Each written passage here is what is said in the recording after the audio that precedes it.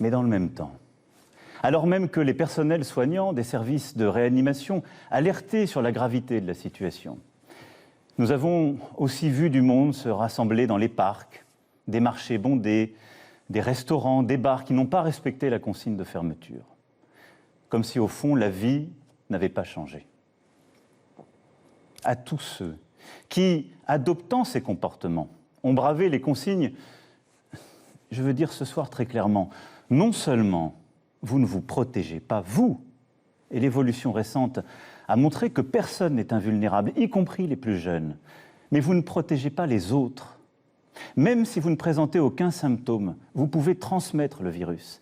Même si vous ne présentez aucun symptôme, vous risquez de contaminer vos amis, vos parents, vos grands-parents, de mettre en danger la santé de ceux qui vous sont chers. Dans le Grand Est, dans les Hauts-de-France, en Île-de-France, nos soignants se battent pour sauver des vies, avec dévouement, avec force.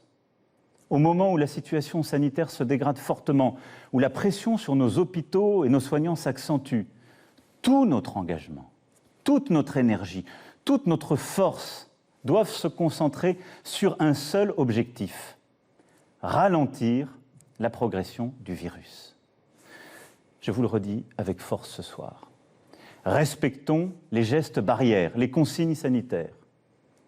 C'est le seul moyen de protéger les personnes vulnérables, d'avoir moins de concitoyens infectés et ainsi de réduire la pression sur les services de réanimation pour qu'ils puissent mieux accueillir, mieux soigner.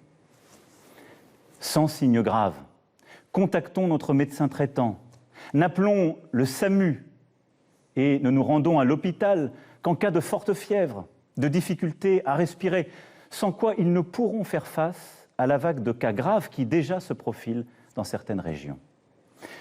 Faisons preuve, au fond, d'esprit solidaire et de sens des responsabilités.